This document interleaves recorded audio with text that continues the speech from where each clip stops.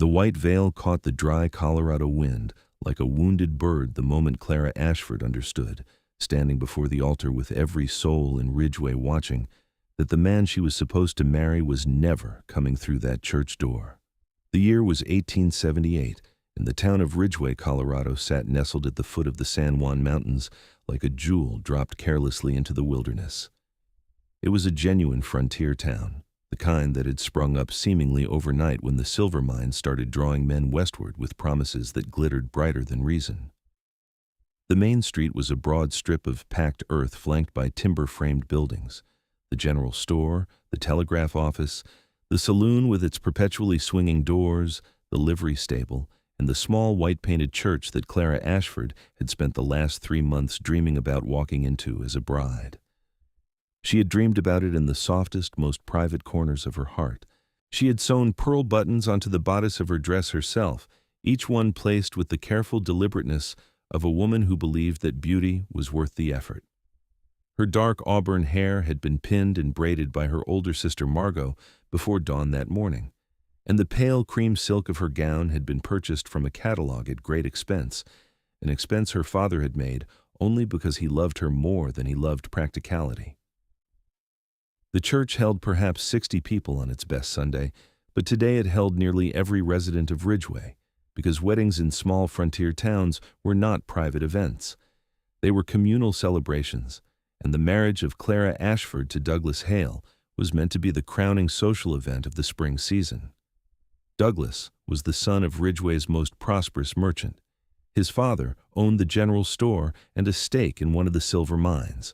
He was considered by most of the town's mothers and matchmaking aunts to be the best possible catch for any young woman of marrying age. Clara had not fallen in love with Douglas because of his father's money. She had fallen, or thought she had fallen, because Douglas had a quick smile and an easy manner, and he had told her, one evening on the porch of her father's house, while the fireflies blinked in the tall grass of the meadow, that she was the most remarkable woman he had ever met. She was 22 years old, and she had believed him with her whole heart, the way only someone who has not yet had their heart shattered can believe a thing. Now she stood at the altar, and the pew whispers had begun. The minister, Reverend Albright, a thin man with a gray beard who had performed perhaps a dozen weddings in this church, stood with his Bible open and his face arranged in the careful blankness of a man trying very hard not to show that he understood exactly what was happening. The flowers Clara had arranged herself, wild columbine and sprigs of sage, sat in their tin vases along the altar rail, and their sweet smell was almost cruel in its cheerfulness. 5 minutes past the hour. Then 10, then 15. Clara kept her hands folded in front of her. She had decided, somewhere in the space between minute 5 and minute 10, that she would not cry in front of this congregation. She would not give them that. She would stand here for as long as standing here was the dignified thing to do, and then she would leave with whatever shreds of composure she could gather around her like a cloak. Her father, Thomas Ashford, sat in the front pew.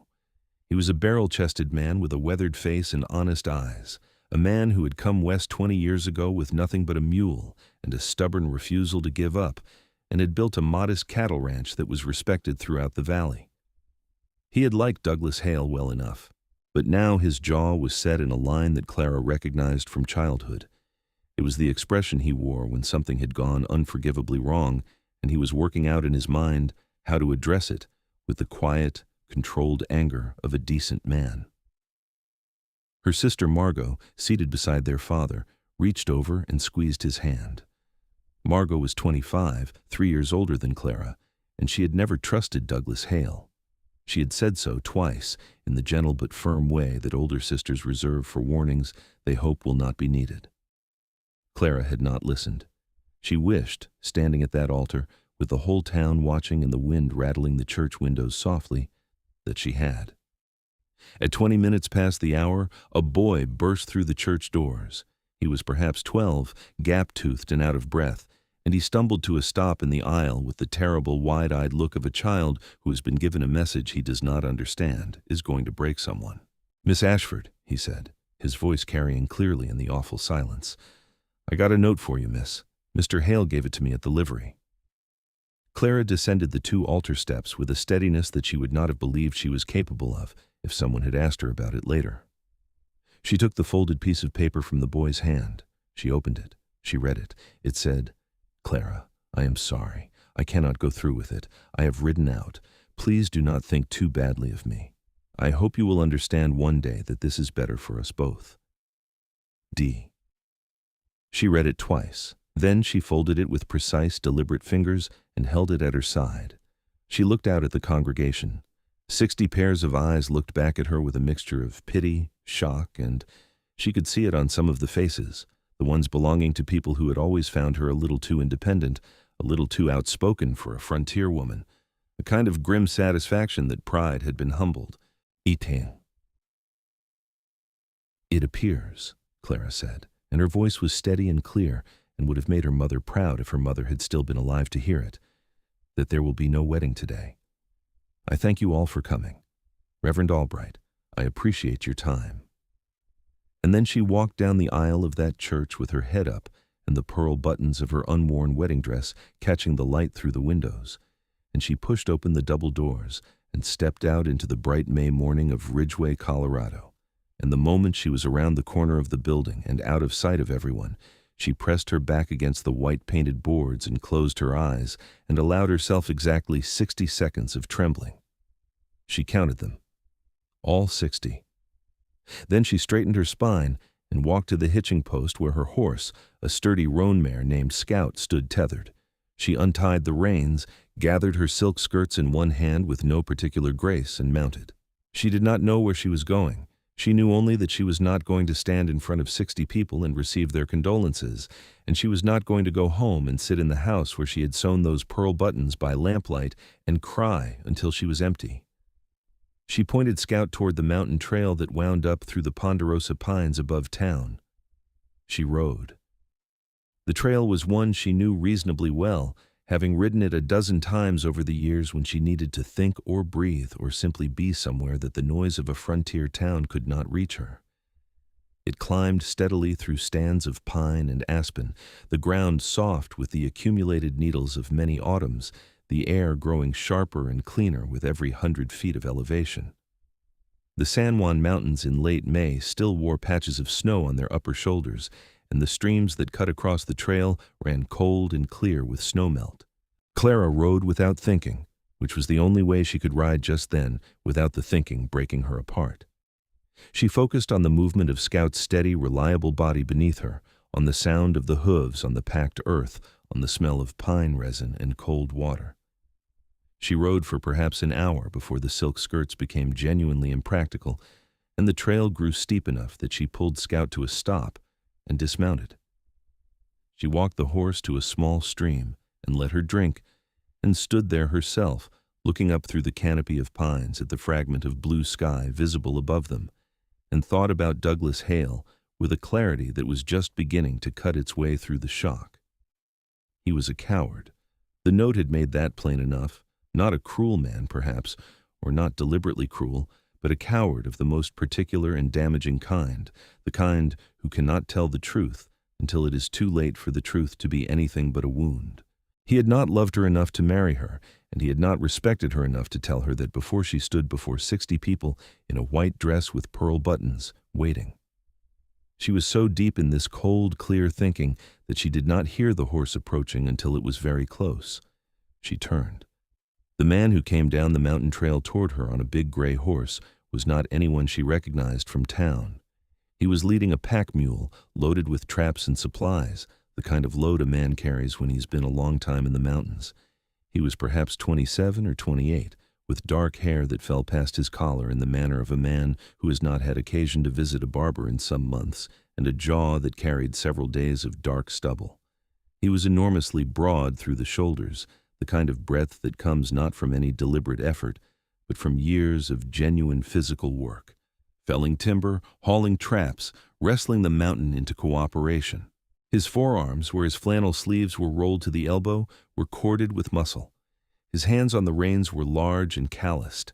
His eyes, when they found her, were the dark amber color of whiskey held up to firelight, and they held a quality that Clara, even in her current state of devastation, registered immediately as intelligence. He pulled his horse to a stop and looked at her. Specifically, he looked at the cream silk wedding dress and the carefully arranged hair and the general incongruity of a woman in full bridal attire, standing alone on a mountain trail beside a roan mare. And something moved across his face that was neither amusement nor pity, but something more careful and considered than either. "You lost?" he said. His voice was deep, unhurried, the kind of voice that has spent a great deal of time in the company of wind and silence. "No," Clara said. He studied her for a moment longer. "You sure? Because that dress says church and this trail says somewhere very much not church." "I am sure," Clara said. "I know exactly where I am." He accepted this without argument, which she appreciated. He swung down from his horse with the easy, economical movement of a man for whom dismounting is as natural as breathing, and led the gray to the stream beside Scout. The two horses regarded each other with mild curiosity. "Elias Kine," he said, not looking at her, watching his horse drink. "Clara Ashford," she said.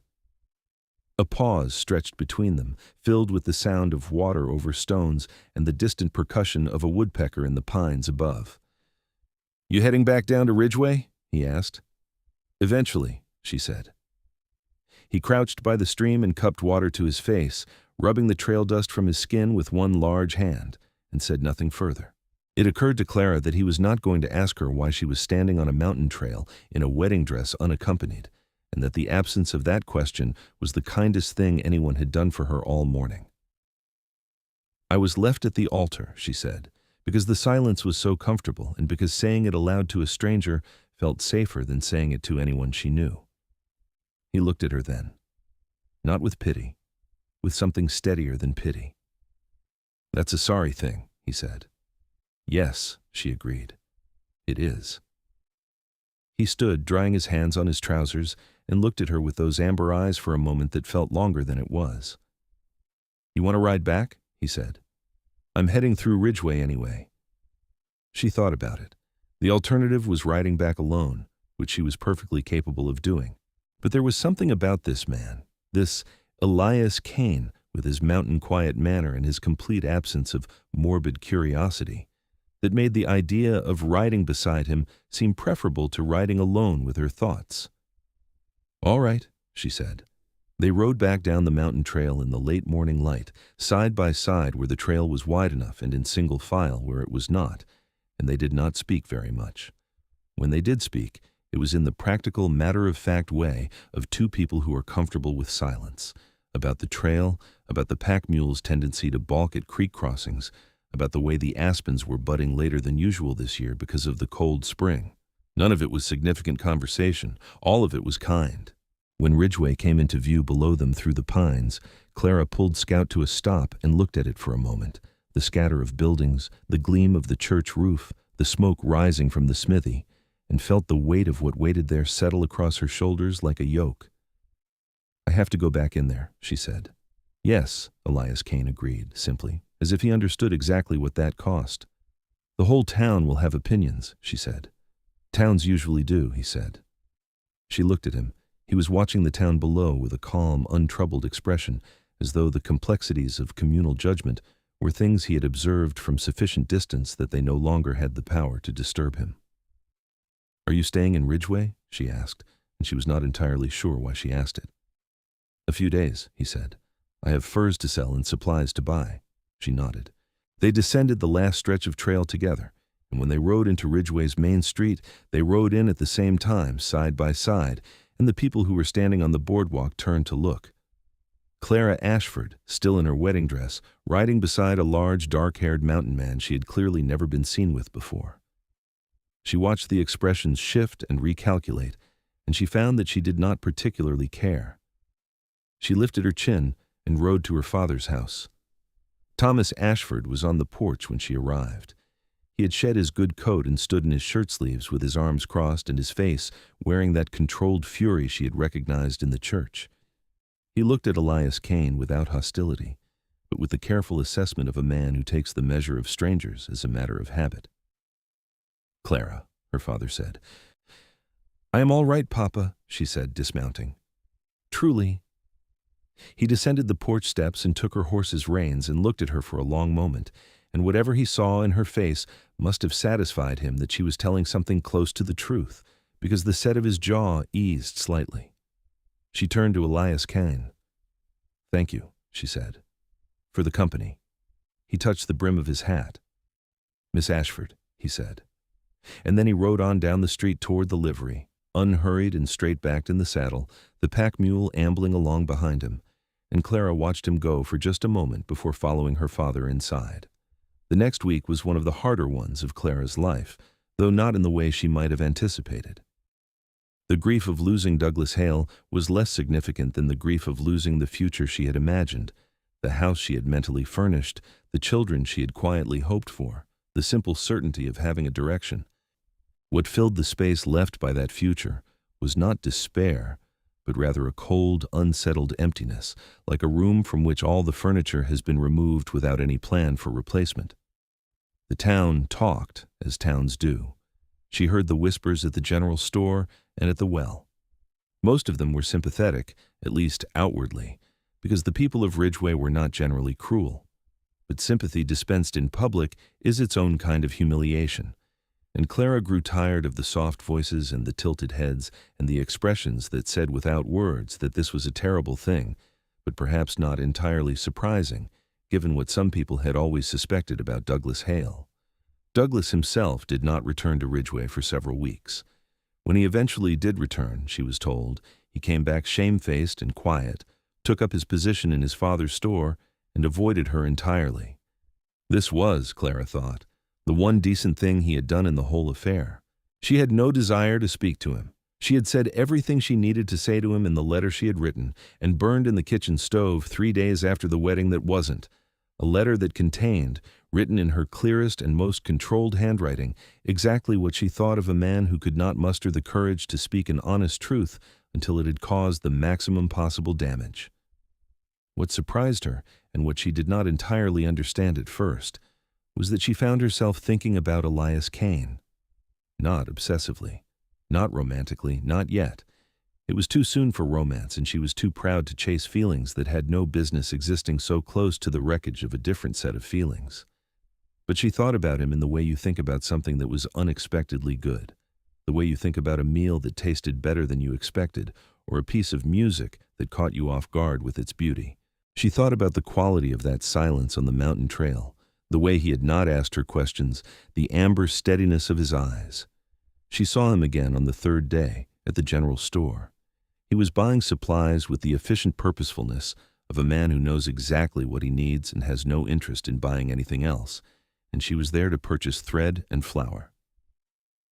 They were at the counter at the same time, and the man behind the counter, old Mr. Farley, who had the social sensitivity of a fence post, said, without any apparent awareness of its awkwardness, "You're the man who rode in with Miss Ashford the other day, aren't you? After the business with young Hale." Elias Kane looked at Clara. She looked back at him. "We rode down from the mountain at the same time," Clara said, with a composure that impressed even herself. "Same thing," Mr. Farley said, and turned to get her flour. "I did not mean to cause you any gossip," Elias said quietly when Farley's back was turned. His voice had that same unhurried quality she remembered. "You did not cause anything," Clara said. "The gossip is not about you." "No," he agreed. "I suppose it is not." She looked at him directly. "Are you still in Ridgeway?" "Leaving tomorrow," he said. "I have to go back up into the mountains. I have trap lines to check above Telluride." "Do you live up there, in the mountains?" "I have a cabin above the timberline, about a day's ride from here." She found this extraordinary, not in a judgmental way, but in the way of someone who has lived in a town their whole life and cannot quite imagine the shape of a life built entirely outside of one. "Do you not find it lonely?" she asked before she could stop herself. Something shifted in his expression, not quite a smile, but the ancestor of one. "Sometimes," he said, "but a man gets lonely in towns too." She thought about this while Mr. Farley counted out her change, and she thought about it afterward while she walked home, and it stayed with her in a way that simple conversation usually did not. It was her father who next mentioned Elias Kane, 2 mornings later at breakfast, in the way that Thomas Ashford had of mentioning things, as if he had been thinking about them for some time and had decided they were worth saying aloud. "That mountain man who rode in with you," he said, cutting his bread. "Kane. I spoke to him yesterday at the livery." Clara looked up from her coffee. "Did you? He's a trapper and a hunter. He has a cabin in the mountains, been there 4 years. People who know him say he is honest and capable and has never made trouble for anyone." Her father spread his bread with butter in careful, thorough strokes. "I thought you might want to know," he said, and returned to his breakfast with the air of a man who has said exactly what he intended to say, and nothing more. Clara looked at her father for a moment. "Papa," she said. "Yes?" He did not look up. "It has been less than 2 weeks." "I know that," he said. "I'm simply providing information. What you do with information is your own business." She thought about Elias Kane riding out the next morning, back up into those mountains, back to his trap lines and his cabin above the timberline. She thought about the way he had looked at the town below them from the trail, calm, untroubled, as if the world was a thing he observed from a comfortable distance. She thought about him saying that a man gets lonely in towns too, which meant, presumably, that he got lonely in his cabin as well, and had simply accepted this as the honest condition of his life without complaint. She went to the livery that afternoon. Elias Khan was there, checking the lashings on his pack mule's load with methodical care. He wore a heavy canvas coat and his dark hair was tied back at his neck with a strip of leather. He turned when he heard her footsteps on the stable floor, and his expression shifted into that almost smile again. "Miss Ashford," he said. "You are leaving tomorrow," she said. She had intended to say something more measured and indirect, but directness was more natural to her than circumspection. "At dawn," he said. "I would like to ask you something," she said, "and I would like you to answer honestly." He turned fully toward her and folded his arms across his broad chest and waited, which was, she was learning, characteristic of him. He did not fill silences preemptively. He waited until there was something worth filling them with. "When you go back up into those mountains," she said, "is there anything in your life, any work, any task, any reason that might bring you back to Ridgeway? Or is this simply a supplies stop for you, something you do once and then do not repeat?" He studied her for a moment with those amber eyes that she had decided were the most honest eyes she had ever seen. "I come through Ridgeway 4 or 5 times a year," he said, "to sell furs, buy supplies. It is the nearest town to my territory." "Then I will see you again," she said. It was not quite a question. "If you want to," he said. And then, after a pause, he said, "I would like that, Miss Ashford." She nodded, and the formality of it struck her as both appropriate and slightly absurd, and something about that absurdity, the strangeness of standing in a livery stable in frontier Colorado having a careful, measured conversation with a mountain man about whether they might encounter each other again, broke something loose in her chest that had been locked up tight since she had stood at that altar. She smiled. It was the first real smile in 10 days. He saw it, and the ancestor of a smile on his own face finally became the thing itself, brief and genuine and transforming in the way that a smile on a serious face is always more valuable than one on a habitually cheerful one. "Safe travels, Mr. Kane," she said. "Thank you, Miss Ashford," he said. "Take care of yourself." She walked back through the livery to the afternoon street, and she felt for the first time since that white veil had caught the Colorado wind, something that was not quite hope but was a close and useful neighbor to it. He came back in June, 6 weeks later. Clara was in the kitchen garden when she heard the deep, unhurried voice asking her father, at the front of the house, whether Miss Ashford might be at home. She stood up from among the bean plants with her hands dirty and her hair escaping from its braid, and realized that she had been thinking about this possibility for 6 weeks, imagining several different versions of it, none of which had involved quite this degree of garden mud on her apron. She went inside and washed her hands at the basin and took off the apron and retied her hair with reasonable efficiency.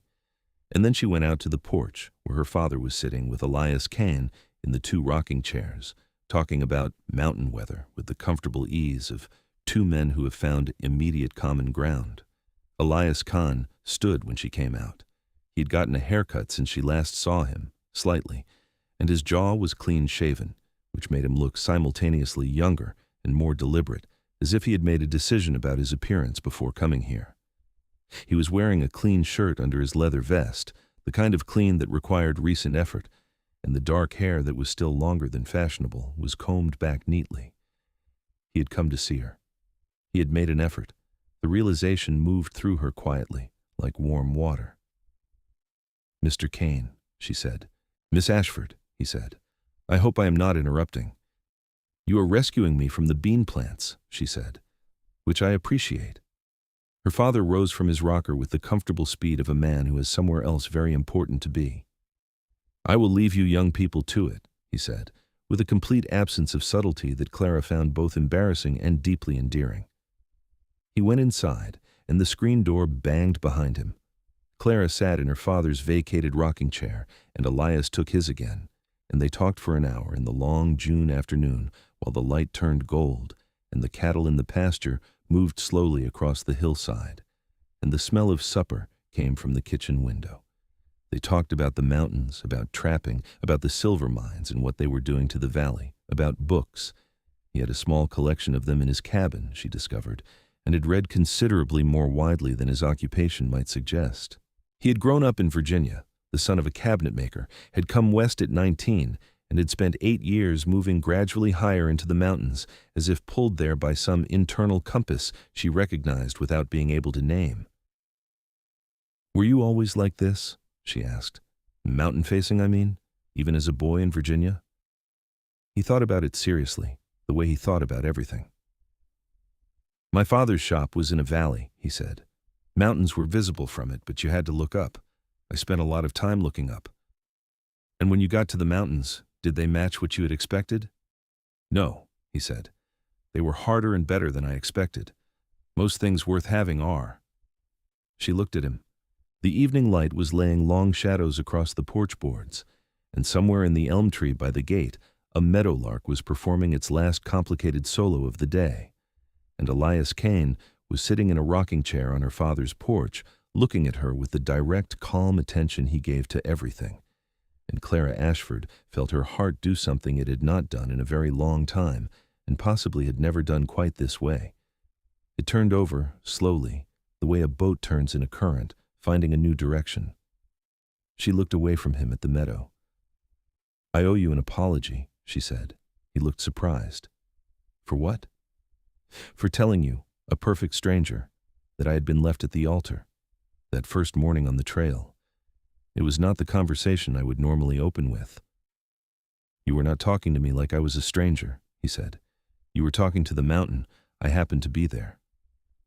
She considered this. It was, she thought, exactly right. "Still," she said, "I would not have wanted you to think less of me for it." "Think less of you," he repeated, and the small note of disbelief in his voice was the clearest compliment she had received in months. "Miss Ashford, you walked out of that church with your head up and your horse was saddled, and you rode up a mountain trail in a wedding dress rather than stand there and let people feel sorry for you. That is not something a man thinks less of." She felt her face warm. "I did not know there was anyone watching." "There was not," he said, "but I heard about it after, in town, before I rode up the mountain." He paused. "I was hoping you would be all right." The simplicity of it, the unrehearsed matter-of-fact quality of it, made it more affecting than any elaborate declaration could have been. She turned it over in her mind like a smooth stone and held it there. "I am," she said. "All right." "I can see that," he said. They sat in the last of the evening light until Margot called Clara in for supper, and Clara's father, with the transparent cunning of a man who wants something to happen and is doing his clumsy best to engineer it, called out through the window to ask if Mr. Kane would not stay for supper since there was plenty. And Elias Kane, after a moment's hesitation that Clara had come to recognize as his way of assessing whether an action was welcome rather than a sign of reluctance, said that he would be honored. "Thank you, Mr. Ashford." He stayed for supper. He ate with the controlled appreciation of a man accustomed to cooking for himself in a mountain cabin and finding a properly prepared meal genuinely remarkable. He spoke respectfully to her father and kindly to Margot, who studied him with the quietly appraising eyes of a woman who has once given a warning that went unheeded and is determined not to make a premature judgment a second time. After supper, when the dishes were cleared and her father had produced a bottle of whiskey and they sat around the table in the lamplight, Margot pulled Clara aside briefly in the kitchen under the pretense of checking on something at the stove. "He is not like Douglas Hale," Margot said quietly. "No," Clara agreed. "He looks at you differently." "How?" Clara asked, knowing the answer but wanting to hear it. "Like you are something he is trying to understand," Margot said, "not something he is trying to impress." Clara thought about this for a long time, after Elias Khan had ridden back to the inn where he was staying, after the lamps were out and the house was quiet, and the mountains were black shapes against a sky thick with stars. She thought about the difference between a man who wants to dazzle you and a man who wants to know you. She thought about the difference between a kind of love that is really admiration of a mirror, a man in love with the image of himself that a woman reflects back, and a different kind, the kind that moves toward another person as the actual thing they are, wanting to understand rather than impress. She realized, in considerable danger. Elias came back to town 3 more times that summer. Each visit lasted longer than the last, 3 days, then 5, then nearly a week. Each time he came, there was a clear reason. Furs to sell, supplies to buy, a mule that needed the farrier. But each time, the clear reason occupied only a fraction of the time he spent, and the rest was spent at the Ashford house, on the porch, or in the parlor, or riding out across the valley on days when Clara could get away from the household work that had fallen more heavily on her since her mother's death 3 years previous. Those rides were the heart of it. Out across the open grassland of the valley with the mountains enormous and blue above them, or along the creek trail through the willows, or up into the lower fringes of the pines where the air smelled cold even in August. They talked constantly, about everything and nothing, in the way that 2 people talk when they are discovering that the pleasure of the talking itself is as much the point as anything being said. She told him about her mother, and how the grief of it had reshaped her understanding of time. He told her about his first winter in the mountains, when he'd been genuinely uncertain whether he would survive it, and how surviving it had changed him. She told him about the books she loved and why. He told her about the way the mountains changed in different seasons, the specific beauty of each one, the particular loneliness of January at altitude when the snow was so deep that the world above the cabin's window was nothing but white. "Do you not want someone there?" she asked one afternoon in August, sitting beside the creek while their horses grazed. "In that January silence?" He looked at the water moving over the stones. "Yes," he said, with the quiet honesty that she had come to understand was his most fundamental characteristic. "I have wanted that for a long time." The air between them held that admission carefully, the way you carry something you don't want to spill. "Mr. Kane," she said. "Elias," he said. "Please." "Elias," she said, and the name felt right in her mouth in the way that certain words do, as if they have been waiting for you to use them correctly. "I think you should know that I am aware of what is happening between us." He turned to look at her, that amber gaze steady and undefended. "What is happening between us?" he asked, and it was not a challenge but a genuine question, the question of a man who wants to be certain he has understood correctly. "I am falling in love with you," she said. She had not planned to say it quite that directly, but she had also stood at an altar in a wedding dress and waited for a man to arrive, and he had not come. And she had decided, in the aftermath of that experience, that if she ever found herself with something genuine and important to say to someone, she was going to say it. Elias was quiet for a moment. The creek moved. A hawk turned on a thermal far above them, a small dark spiral against the enormous Colorado sky. "I have been in love with you," he said, "since you told me you were left at the altar and held that piece of paper at your side and looked at the town below us like you were deciding whether to go back in there and face it down, and then you turned around and got on your horse and went." He paused. "That was about 5 minutes after I met you." She looked at him. He was entirely serious, not romantic serious, not performing seriousness, but genuinely, practically serious, the way he was about everything, as if love were simply another true thing that needed to be accurately reported. She laughed. She could not help it, not a polite laugh or a nervous laugh, but a real one, full of the relief of it. And he watched her laugh with an expression that was as close to naked adoration as she had yet seen on his controlled, deliberate face. 5 minutes, she said. Maybe 4, he said. She reached over and took his hand where it rested on his knee, his large, calloused, capable hand, and held it. He closed his fingers around hers slowly and carefully, as if he were holding something he was determined not to damage. They stayed by the creek until the afternoon shadows grew long, and the air began to carry the first edge of the autumn that was coming, and neither of them spoke very much, because there was no longer any need to. The important thing had been said. Everything else could wait, or be worked out, or be discovered as they went. September brought the first warnings of the winter to come, and also brought, in a development that Clara found simultaneously gratifying and bewildering, the return of Douglas Hale to active social engagement in Ridgeway. He had apparently spent the summer absorbing his shame in quiet, but September seemed to have revived him, and word reached Clara through Margot and through the impeccable intelligence network of frontier town gossip that Douglas had been asking about her, specifically about whether she had formed any attachment to the mountain man who had been seen riding with her. Clara heard this and felt nothing in particular except a mild, distant irritation. What she did not expect was Douglas Hale to appear at the Ashford Ranch gate on a Tuesday afternoon when her father was in town and Margot was visiting a neighbor, leaving Clara alone in the kitchen garden she had tended all summer.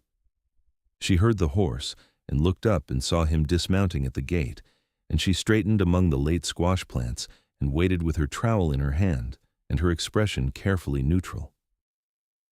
He came through the gate with the look of a man who has rehearsed something and is now discovering that the rehearsed version was substantially easier than the real one. "Clara," he said. He was wearing his good coat. His hair was combed.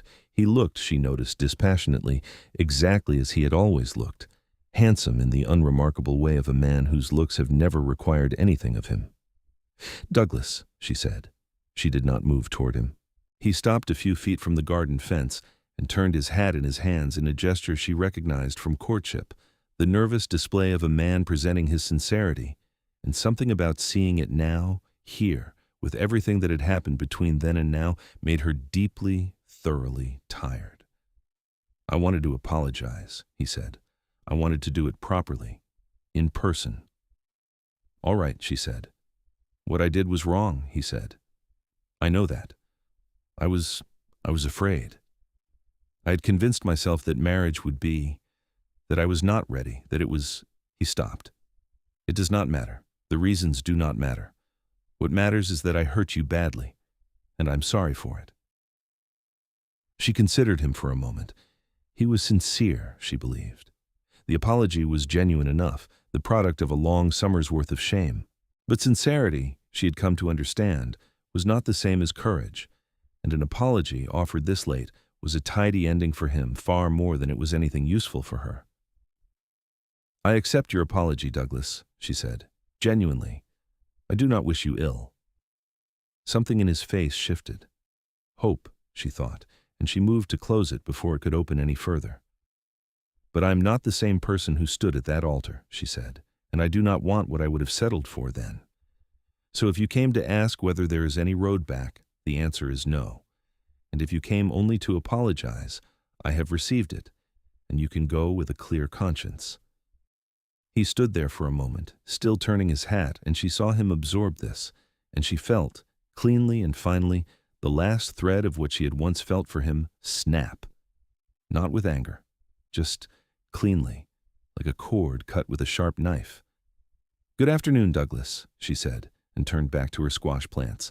She heard him stand there for a moment longer, and then she heard his footsteps retreating through the gate and his horse moving away down the road, and she dug her trowel into the earth and felt the solid resistance of it and thought about Elias Kane's hands and the way September light fell across the mountains above town.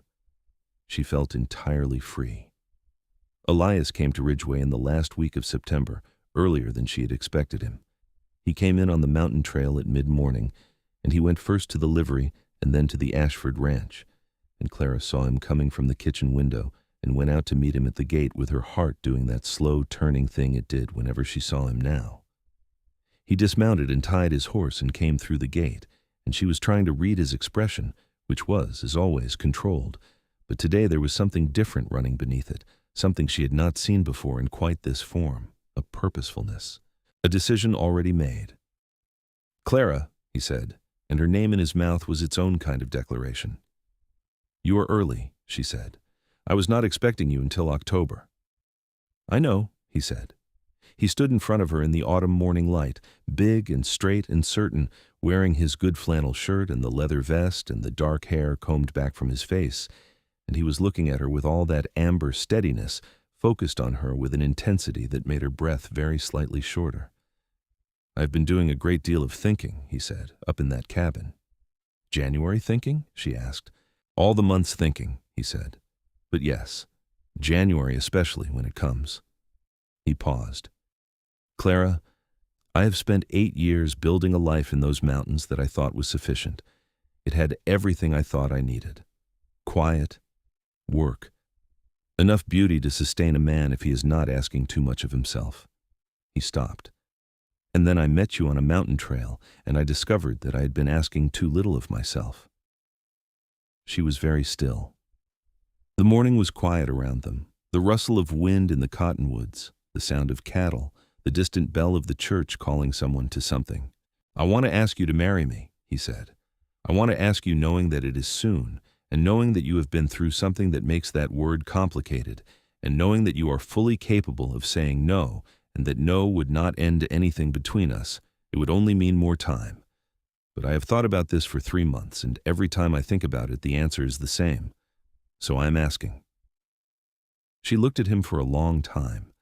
She looked at the honest, serious face, and the amber eyes, and the broad shoulders, and the calloused hands, and the man who had not asked her a single unnecessary question on a mountain trail in May, and who had ridden beside her down into Ridgeway like it was the most natural thing in the world. "Yes," she said. "Elias, yes." He was very still for a moment, as if he was receiving the word, making sure he had heard it correctly. Then he stepped forward and took her face in both his large hands with such careful, enormous gentleness that she felt tears rise, not from sadness, but from the startling sweetness of it, and he kissed her for the first time, slowly, warmly, thoroughly, the way he did everything, without haste and without apology. When he stepped back, his hands still framing her face, his expression had the quality of complete fulfillment, like a calculation that is finally balanced. "I do not have much to offer you in terms of the ordinary things," he said. "I have a cabin in the mountains and a mule and a trade that requires me to be away for stretches, and I know that is not—" "Elias," she said. "Yes?" "I grew up on a cattle ranch in a frontier town in Colorado," she said. "I have been offered ordinary. I would prefer you." He laughed, the full, released laugh she had only heard a handful of times, and each time it had been like discovering a door in a familiar room that opened onto somewhere unexpected and wonderful. Thomas Ashford, when told that evening, said only, "Well, it is about time," and then shook Elias Kane's hand with the firm grip of a man who was genuinely satisfied with the decision. Margot cried a little, quietly, in the kitchen, and then came out red-eyed and beaming and hugged Clara for a long time without saying anything, which was more than enough. They set the wedding for early November. Clara was very clear with herself and with Elias that she wanted a simple ceremony, small, practical, without the social machinery of the spring event that had become its own catastrophe. Elias agreed without hesitation. He would have agreed, she thought, to almost any arrangement, because his investment was not in the ceremony but in the marriage. They used the same church. This was her father's suggestion, made with quiet deliberateness, and after a moment's consideration, Clara agreed. The same white-painted building, the same altar, the same minister. Not because she owed Douglas Hale or the town a statement, but because she refused to let the memory of one failed morning permanently contaminate a building she had loved since childhood. She did not wear the cream silk dress with the pearl buttons. She had unpicked those buttons carefully, as she had sewn them, and put them in a small box in her dresser drawer. She wore instead a dress she made herself from deep blue wool, practical and warm and entirely hers, without any catalog involvement or social pressure. And when she looked at herself in the small mirror in her bedroom on the morning of the 7th of November, she saw a woman who was choosing something with her eyes open and her feet on the ground. The ceremony was attended by perhaps 20 people, her father, Margot, several neighbors who had been kind rather than curious, and a few of Elias's acquaintances from the trading posts and settlements he moved through in his mountain circuit. It was exactly the right size. Reverend Albright performed the service with visible relief. This was, clearly, an occasion of redemption for him as well, the chance to complete what May had so spectacularly interrupted. When he asked the question, Elias Kane answered it in the deep, unhurried voice that Clara had come to love as much as any other thing about him, and there was no ambiguity in it and no qualification, just, "Yes, I will," as certain as stone. Clara answered with the same certainty. When Elias kissed her at the altar, a real kiss, not the formal peck of social performance, the kind of kiss that said, "This is a serious matter and I take it seriously," she heard one of the older women in the pews emit a soft sound of approving surprise, and she would have laughed if her mouth had been otherwise unoccupied. They rode out of Ridgeway together in the late afternoon, heading for the mountain trail, heading for the cabin above the timberline that was now her home too. Clara's belongings had been sent up the day before on a pack horse, and her father had stood at the gate of the ranch and watched them go, with his arms crossed and his jaw set, in the way it was when he was working very hard, not to show how much something cost him, not because he was unhappy about it, she knew, but because he loved her, and she was going a day's ride into the mountains, and that required the controlled performance of a man who trusts his child's choices. She had hugged him for a long time at the gate. "Come down to visit in the spring," she had said. "Wild horses," he had said, which she understood to mean yes. The trail up into the mountains in November was another world from the one she had ridden down in May. The aspens were bare, their white trunks ghostly in the fading light, and the pines were dark and still, and the first real cold of the mountain winter was in the air with a clarity that felt like a statement of intent. The sky above the peaks was the particular deep blue of high altitude late afternoon, shading toward purple at the horizon, and the first stars were appearing. "Cold," she observed. "It gets colder," he said. "I know," she said. "I want to know all the versions of it." He looked at her with the expression she had come to think of as the particular Elias Kane look, the one that appeared when she said something that landed in him somewhere he had not expected anything to land. "You will," he said. The cabin was a revelation. She had imagined it in various ways over the months of their courtship, and it had occupied the middle ground of her imagination, functional, spare, possibly grim. The reality was entirely different. It was solidly built, larger than she had expected, with a main room dominated by a stone fireplace that Elias had clearly spent significant time constructing. The shelves of books were real. She counted immediately and found more than 30 volumes, arranged with the care of someone who values books as objects as much as texts. There was a workbench against one wall, with the tools of his trade hanging above it in ordered rows. The kitchen alcove had a proper cast-iron stove. Through a doorway was a bedroom with a bed built from pine logs, broad and solid, covered in quilts. Against the back wall, she noticed a new shelf he had built, fresh-cut pine, the wood still pale, at the height she would comfortably reach, empty and waiting. "For your things," he said from the doorway, watching her look at it. "Whatever you want to put there." She turned around to look at him in the firelight.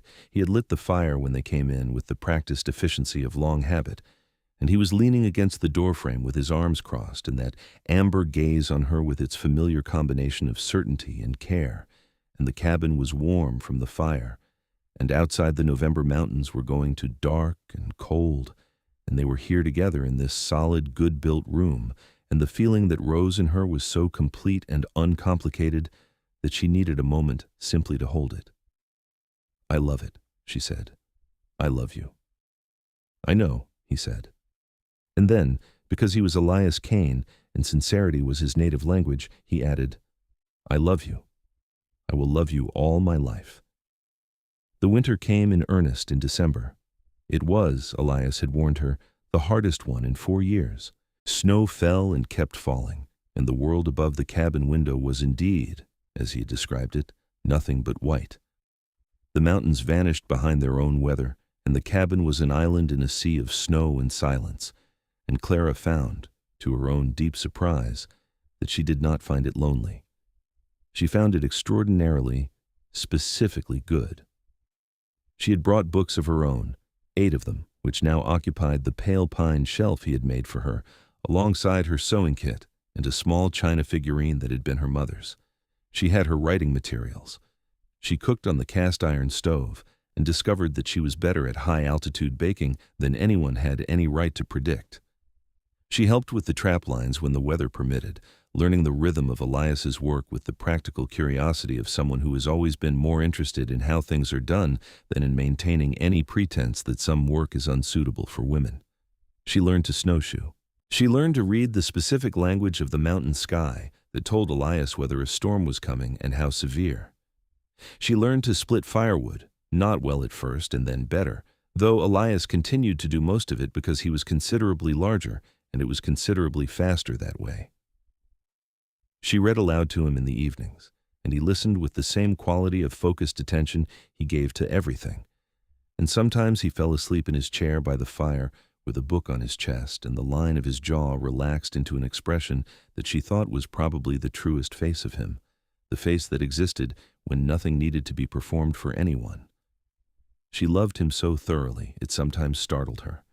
Not the fierce, anxious, incandescent love of a young woman who is not sure she is loved back. She had been something like that with Douglas. She understood now, always slightly off balance, always adjusting to the angle of his attention. This was different. This was grounded. This was the love of 2 people who have been honest with each other from the beginning and have discovered, in the doing of it, that honesty is the most intimate thing possible. In February, she discovered she was pregnant. She told him on a Sunday morning when the snow was blowing sideways against the window and the fire was high and they were sitting at the kitchen table with their coffee, and she told him simply and directly, as she did everything, and she watched his face. He went very still for a moment, and then something moved across his expression that she could only describe as profound, comprehensive joy, the kind that goes all the way down, that touches the deepest roots of a person and makes them bloom. He reached across the table and took her hand. "How are you feeling?" he said first, because that was exactly the right first question, and he was exactly the kind of man who would ask it. "Well," she said, "tired sometimes, but well." "Good," he said. And then, quietly, "Clara." "I know," she said. He was extraordinarily careful with her through that spring, not in the smothering way of a man who has decided a woman is fragile. She would not have tolerated that, and he knew it, but in the watchful, quietly attentive way of a man who loves someone and wants to ensure they have what they need. When the snow melted and the mud season came, and they began to be able to travel again, he made the trip down to Ridgeway with her so that she could see the doctor there, and he sat in the waiting room of the doctor's office on the main street of a town he usually moved through efficiently and without lingering, and he waited for her with complete patience and without any indication that he would rather be anywhere else. Her father was waiting at the house when they arrived. He had clearly been watching the trail because he came out onto the porch before they had even tied their horses, and he looked at Clara and then at Elias and then at Clara again, reading the situation with the accuracy of a man who has known his daughter her whole life. "My goodness," he said. "September, the doctor thinks," Clara said.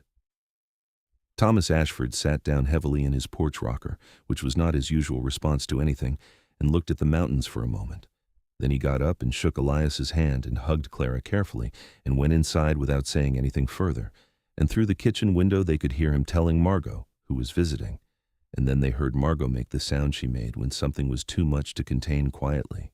Margot came running out onto the porch and seized Clara in both arms and said, very loudly, directly into Clara's hair, "I knew it. I knew from the moment I saw him looking at you that this was going to happen, and I knew it." "You said you were not sure about him," Clara pointed out. "I was not sure about him then," Margot said, releasing her and stepping back to look at her with shining eyes. "I am entirely sure about him now. There is a difference." They stayed in Ridgeway for 3 days, and it was different from any previous visit. Clara moved through the town, not as the woman who had been left at the altar, though she understood that story was still somewhere in people's memories, as stories in small towns always are, but as something else. As a married woman, visibly happy, visibly healthy, visibly not in need of anyone's careful management of her feelings. Several people who had previously tilted their heads at her in the exhausting manner of public sympathy now simply spoke to her ordinarily, which was all she had ever wanted. She ran into Douglas Hale on the second day, at the general store. He was behind the counter, his father's counter, and he looked up when she came in and went slightly pale and then composed himself. "Clara," he said. "Douglas," she said. "How are you?" "Well enough," he said. "I hear, Margot told me, that you are—" He gestured vaguely. "Married," she said. "And expecting." "Yes." He nodded, and in his face she saw the specific expression of a man confronting the full consequence of a choice he made badly, and she felt nothing vindictive about it and nothing triumphant. She simply felt the settled truth of her own life, which had nothing to do with his. "I am glad you are happy," he said, and she believed him. "Thank you, Douglas," she said. "I hope you find the same thing." She bought her thread and her flour, and went back out into the May sunshine, where Elias was waiting with the horses, standing at the hitching post with his arms folded and his face turned up to the mountain peaks that were shedding their snow now, the green of spring beginning to show on the lower slopes. He looked down at her when she came out. "All right?" he said. "Entirely," she said, and took his arm, and they walked together down the main street of Ridgeway in the bright spring morning. And she thought about how a single May morning, almost exactly 1 year ago, had set in motion everything that had brought her here, to this man's arm on this street with this life growing in her, and she thought that the universe worked in ways that were sometimes too intricate for full comprehension, but that occasionally revealed their architecture in moments of clear, grateful understanding. "Let us go home," she said. "Yes," he said. They rode back up into the mountains in the afternoon, the trail alive now with the green and gold of the returning season, the aspens putting out their first leaves in the trembling, tender green that was different from every other green in the world, and the streams running full and urgent with snowmelt, and the sky above the peaks an impossible saturated blue.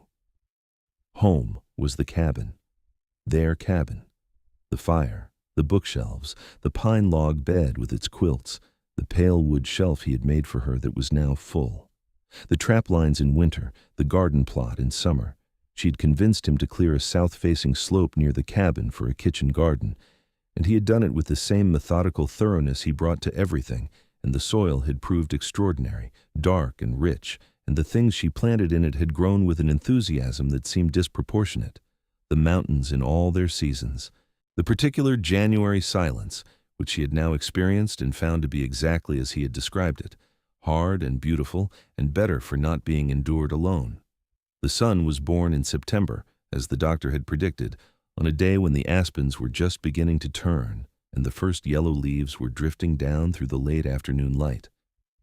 It was a long, difficult labor, attended by the midwife from the nearest settlement 4 miles down the mountain, and Elias stayed close through all of it, not hovering, not helpless, but present in the steady, solid way that was his nature, available when she needed him and unobtrusive when she did not. He held her hand when she asked for it with the same careful enormity with which he had first held it by the creek in August, and when the cry of the baby filled the cabin, she saw his face, and it was the face of a man for whom the world had just rearranged itself into a more comprehensible order. "A boy," the midwife said. Clara held the baby and looked at this new person who was both entirely a stranger and already completely known to her in the way that children are known before they are understood, and felt the immense tidal force of it move through her. "Samuel," she said. She had decided on the name a month earlier, for her maternal grandfather, who had been a good and decent man and had loved the mountains in the abstract from his Tennessee farm. It seemed right. "Samuel," Elias repeated, looking at the baby in Clara's arms with that quality of complete, wondering attention he had always been capable of, but that had never before had quite this object. He reached out one large finger, and Samuel's tiny hand wrapped around it with the instinctive grip of the very new, and Elias went entirely still, as if movement might disturb something that was too important to risk. They sent word to Ridgeway. Thomas Ashford arrived 4 days later on horseback, having ridden up from the valley with the determined speed of a man who is a grandfather for the first time and cannot be persuaded to wait for more convenient timing. He arrived dusty and windblown and went directly to the bed where Clara was resting with the baby, and stood there for a long moment looking at them. And Clara had never seen her father's face do what it did then.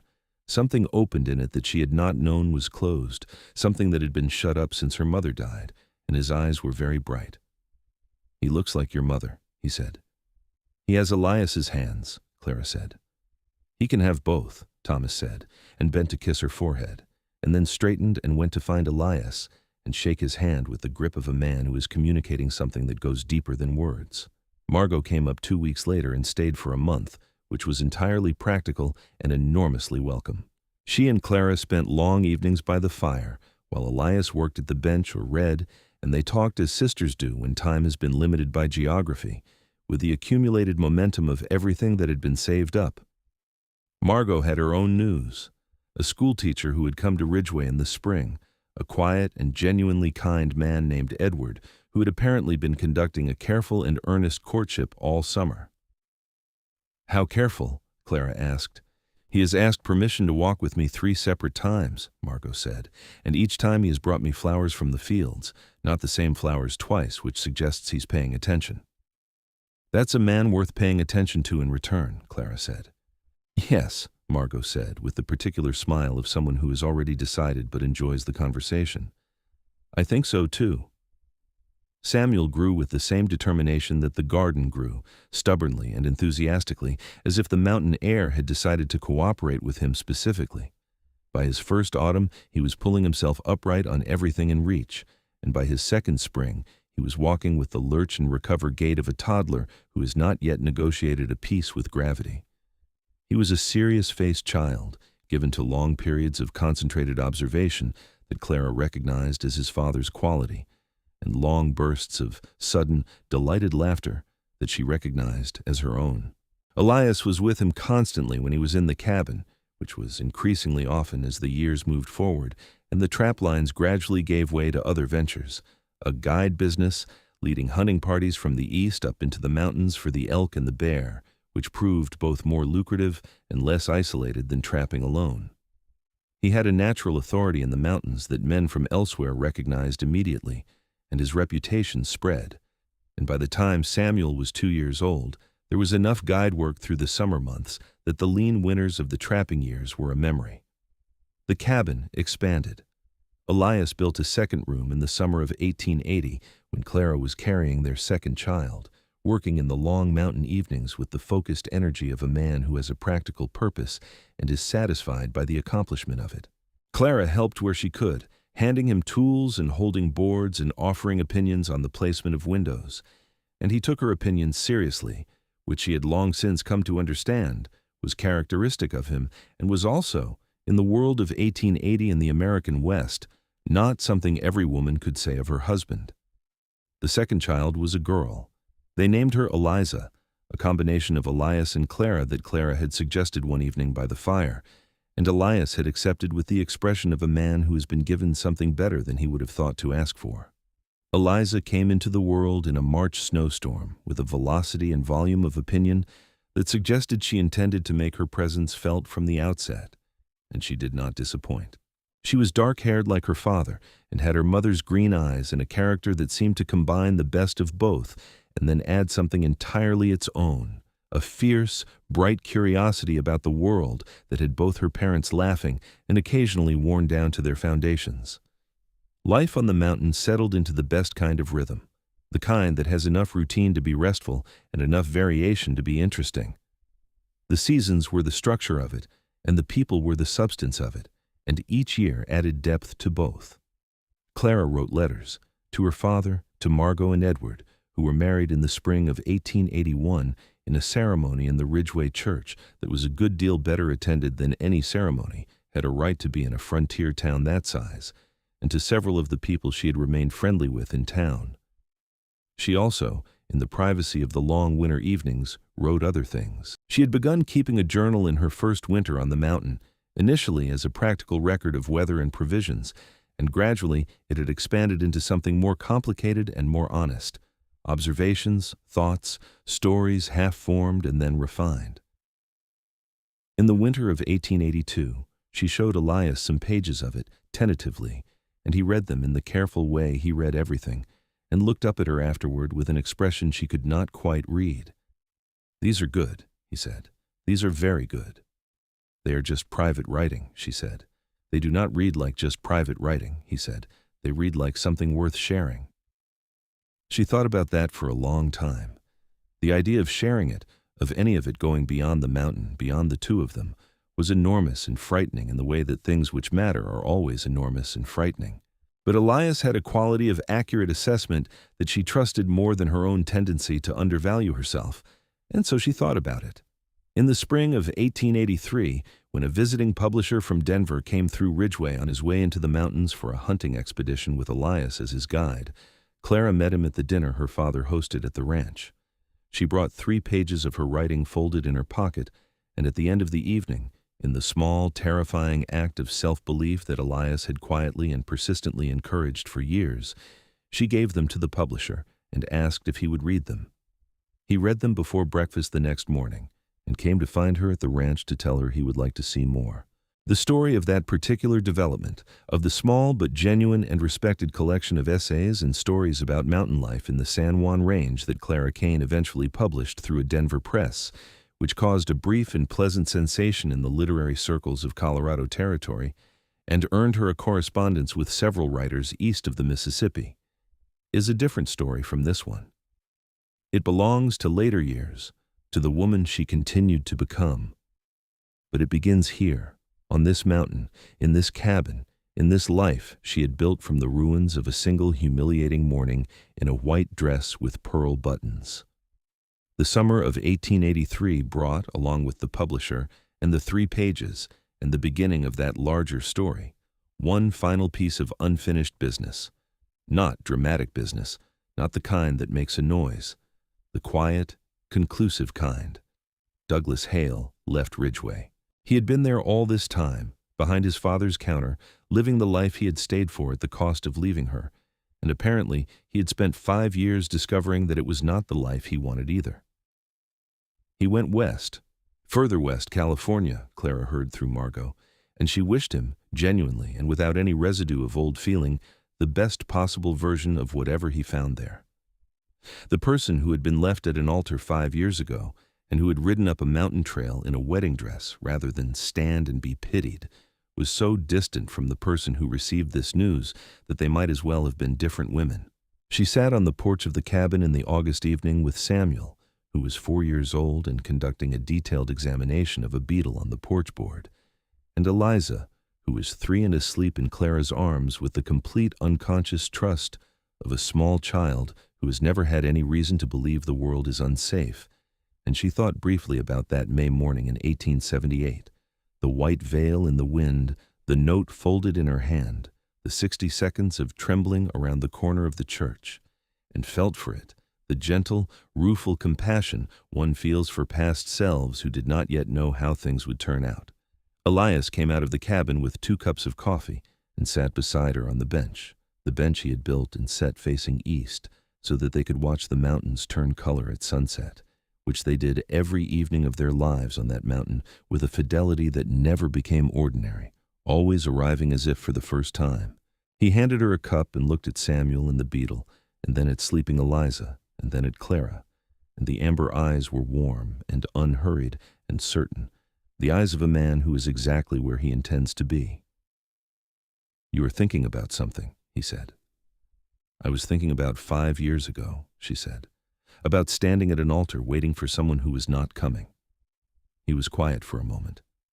And I'm trying to decide whether to be grateful to Douglas Hale," she said, "which is a strange thing to try to decide." "Is it?" Elias said. He was watching the mountains, the first amber light of evening beginning to lay itself along the peaks. "He did you the favor of being exactly who he was before you were too far in to get out clean." That is a generous interpretation, she said. It is the true one, he said.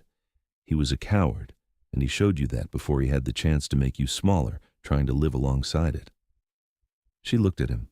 The evening light was golden on his face, and the first gray was beginning to show in his dark hair at the temples, barely, just the first thread of it, and it only made him look more like himself, more settled into the particular gravity of who he was. She thought about the mountain trail in May, the big gray horse, the pack mule, the way he had crouched at the stream and washed his face without ceremony and had not asked her a single unnecessary question. "Elias," she said. "Yes." "I love you so much," she said. "I want you to know that I am aware of how fortunate I am. I want you to know that I do not take any of this lightly."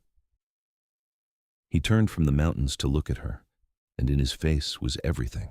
The steady, grounded, permanent everything of a man who had built something real with every tool available to him and intended to keep building it. "Clara," he said, "I have had 8 years of this. Everything I am that is worth being, I am more of it because of you. I want you to know that too."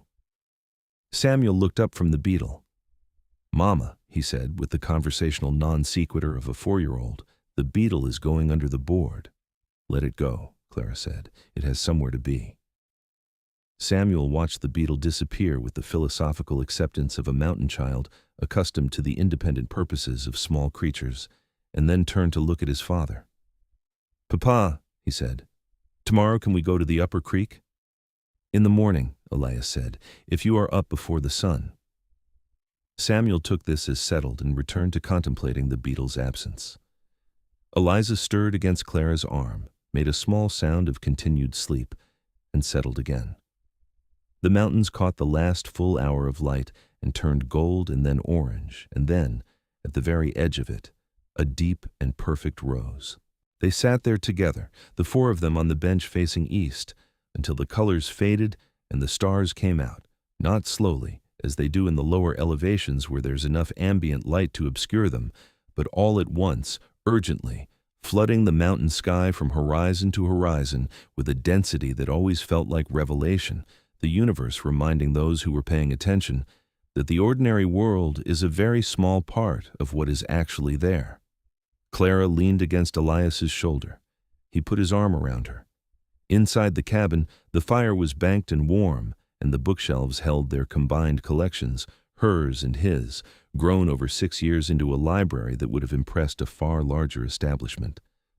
On the pale pine shelf he had built for her, the small china figurine of her mother's stood beside the folded page of the publisher's first letter and the journal that was slowly becoming a book. In the new room, the beds waited with their quilts. The kitchen held the remains of the supper she had cooked, and he had praised with the consistent, genuine appreciation of a man who never forgets to notice good things. Outside, the mountains stood in the dark, as they had stood for 10,000 years, and would stand for 10,000 more, indifferent to everything small and everything that matters equally, not distinguishing between triumph and disaster, only enduring. And endurance, Clara had come to understand, was not the absence of feeling, but the presence of something stronger than feeling's worst moments. It was the ability to stand at an altar and not fall. It was the ability to ride up a mountain trail in a wedding dress. It was the ability to take a note that said, "I cannot go through with it," and fold it precisely and hold it at your side without collapsing.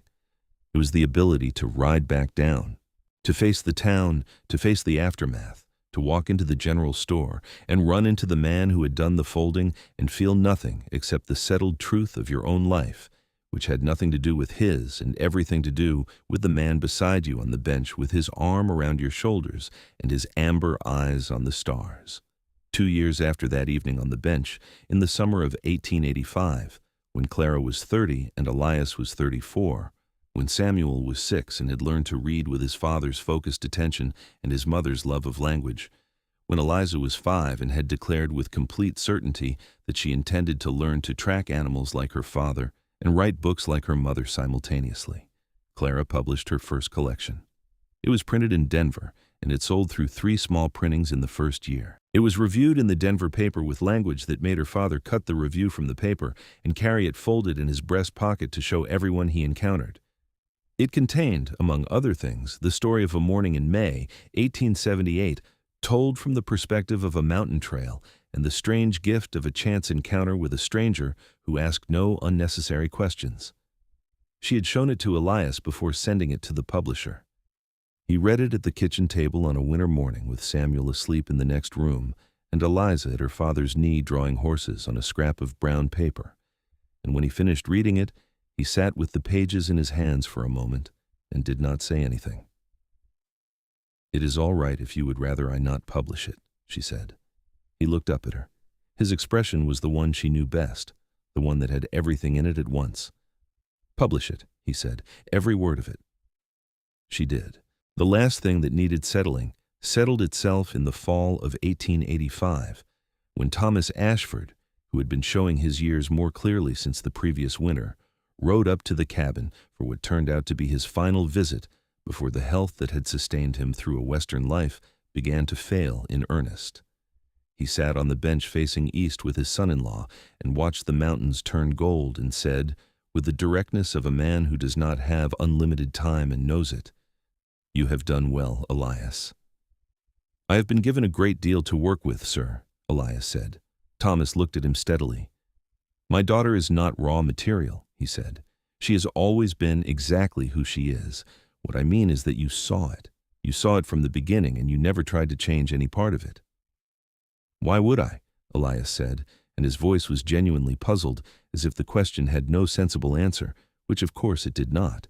Thomas Ashford, who was not a demonstrative man and had not been one in 40 years of frontier life, reached over and gripped Elias's forearm briefly in the way of a man offering what words are not sufficient for. Then he called Samuel and Eliza over and told them a story about their grandmother, about the woman who had come west with nothing but a good mind and a refusal to be discouraged, and had made a life here that was worth the making.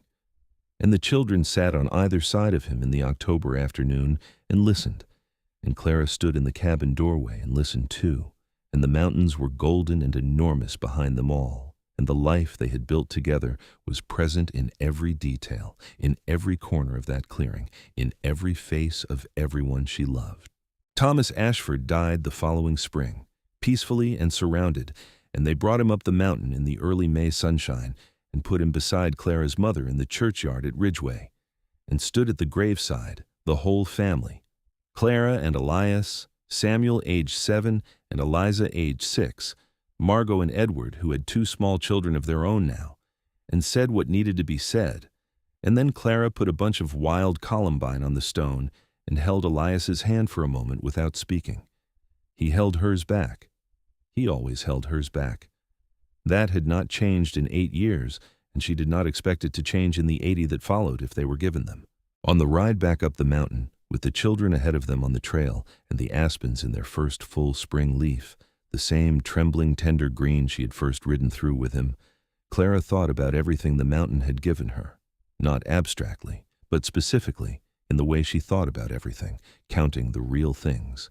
A husband whose honesty was as natural as breathing, 2 children who were becoming people she found endlessly interesting, a home built by hands she loved in a landscape that had, over 8 years, become so thoroughly hers that she could not imagine herself without it, a voice of her own, committed to paper, carrying out into a world beyond the mountain trail, the accumulated substance of a life that had not been the life she planned and was therefore the best possible life, the one she could not have designed or anticipated and could only have lived into, step by step, trail mile by trail mile, season by season. And underneath all of it, the foundational bedrock fact of it, a man who had come down a mountain trail on a gray horse one May morning in 1878 and had not asked her a single unnecessary question, and who had stood beside her in every way that mattered ever since, tall and solid and certain, the way he had been from the first moment she had seen him, the way he would always be. She looked at him riding beside her through the aspens. He looked at her. No words. They did not need them, not for this. They had said everything necessary over 8 years of evenings by the fire, and mornings in the mountain cold, and long summer rides across the valley, and slow winter weeks in the white silence, and the record of everything said was written in the way they looked at each other now, fluently, without effort, in the language of two people who have made themselves fully known to one another and have found, in that knowledge, not diminishment, but something that goes on expanding the longer you look at it. The trail wound upward through the aspens and into the pines, and the cabin was there at the end of it, solid and warm and full of the evidence of their life. Samuel and Eliza were already ahead, their voices carrying back through the trees in the bright spring air, arguing amicably about something that would be resolved and forgotten by supper. The mountains stood in their permanent, enormous patience above them. Clara Kane, who had once been Clara Ashford, and had stood at an altar in a white dress with pearl buttons and received a note that said, "I cannot go through with it," rode up the mountain trail toward her home and her life and her husband and her children, and felt, in the whole of her, in her bones and her blood and the words that were always forming somewhere in the back of her mind, looking for their sentences, an uncomplicated, thorough, permanent gladness, the kind that does not require defense or explanation, the kind that simply is.